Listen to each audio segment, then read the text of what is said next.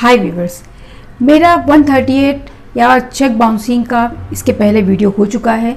ये इसके बाद का सीरीज़ है जिसमें मैं आपको बताने वाली हूँ कि अगर चेक बाउंस हो जाए तो आप सिविल केस कैसे फाइल कर सकते हैं और उसके क्या क्या फ़ायदे हैं। इसीलिए मेरा ये वीडियो आप अंत तक देखिएगा, मेरे वीडियो को लाइक कीजिएगा, शेयर कीजिएगा और मेरे चैनल को सब्सक्राइब ज़रूर कीजिएगा।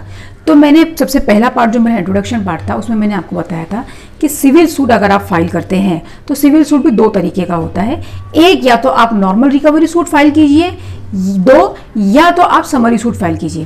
देखिए, समरी सूट जो होता है एक बहुत ही अच्छा विकल्प है कोई भी बाउंस चेक के विरुद्ध, क्योंकि समरी सूट नॉर्मली उस चीज़ों के लिए फाइल होता है जिसमें आपके पास सामने वाले का कोई एग्रीमेंट है या तो कोई नेगोशिएबल इंस्ट्रूमेंट है, जैसे कि चेक वगैरह, लिक्विडेटेड लायबिलिटी आप शो कर सकते हो सामने वाले की बहुत ही ईजी तरीके से। तो उसमें हम नॉर्मली समरी सूट फाइल करते हैं सिविल कोर्ट के अंदर। ये मैटर जो है ज़रा फास्ट चलता है। जैसे मैंने आपको पहले 138 में बताया था कि जब तक आरोपी हाजिर नहीं होता कोर्ट के सामने तो बहुत से ऐसे उसमें स्टेजेस होती है 138 की जो आगे बढ़ती ही नहीं है। उसे आगे बढ़ाने के लिए वो आरोपी का हाजिर होना बहुत ज़रूरी है और आरोपी कई ट्रिक खेलता है कोर्ट में हाजिर नहीं होने के लिए और वारंट एग्जीक्यूट नहीं कराने के लिए। लेकिन यहाँ ऐसे नहीं होता। यहाँ पे क्या होता है कि जब आप समन्स इशू करा देते हैं, अगर समझ लीजिए आरोपी जगह पर, या इसमें यहाँ पर आरोपी नहीं होता, यहाँ पे सामने वाले को हम डिफेंडेंट कहते हैं।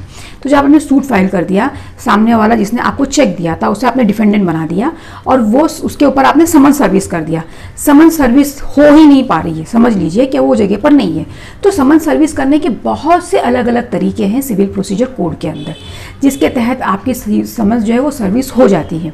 समन सर्विस होने के बाद मैटर चलना शुरू हो जाती है। डिफेंडेंट कोर्ट के सामने पेश हो या ना हो, उसके बगैर ही मैटर चलती है और मैटर ख़त्म हो जाती है। आपके हाथ में कोर्ट का ऑर्डर आ जाता है जिसे आप एग्जीक्यूट करा सकते हो। तो ये बहुत ही अच्छा विकल्प है। एक सिविल प्रोसीजर कोर्ट के अंदर समरी सूट फाइल कीजिए और अपने मैटर को जितना जल्दी हो सके उतना जल्दी रैपअप करा के अपने हाथ में ऑर्डर ले लीजिए। तो ये था सिविल प्रोसीजर कोर्ट के अंदर फाइल किया गया सिविल सूट। देखिए, आप 138 के साथ साथ सिविल सूट भी साथ में फाइल कर सकते हैं। ऐसा नहीं कि अगर आपने 138 फाइल कर दिया तो आप सिविल सूट, रिकवरी सूट नहीं फाइल कर सकते। जी नहीं, आप दोनों साथ में भी फाइल कर सकते हैं और ये एडवाइजेबल होता है कि दोनों साथ में ही फाइल किया जाए। तो पहले जो 138 का था वो एक मिक्स प्रोसीडिंग था, सिविल और क्रिमिनल। ये एक्सक्लूसिवली सिविल प्रोसीजर का था। इसके बाद मैं आपको बताऊंगी कि अगर आपको सामने वाले को सजा दिलानी है तो एक्सक्लूसिवली क्रिमिनल केस आप कौन सा फाइल कर सकते हैं। इसीलिए मेरा अगला वीडियो जरूर देखिएगा। Thank you.